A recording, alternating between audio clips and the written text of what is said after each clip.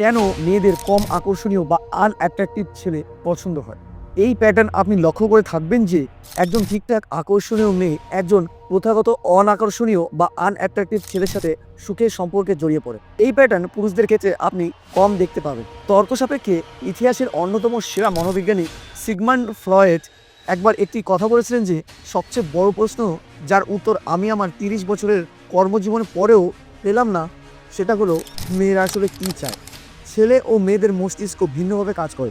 ছেলেদের সর্বাধিক মনোযোগ শারীরিক আকর্ষণের উপর থাকে, অর্থাৎ স্বাস্থ্য, ফিটনেস, যৌবন এবং সন্তান প্রদানের ক্ষমতা প্রদর্শনে। মেয়েদের আকর্ষণে প্রাথমিকভাবে অনেক বেশি যুক্তিগত ও ক্যালকুলেটিং হয়।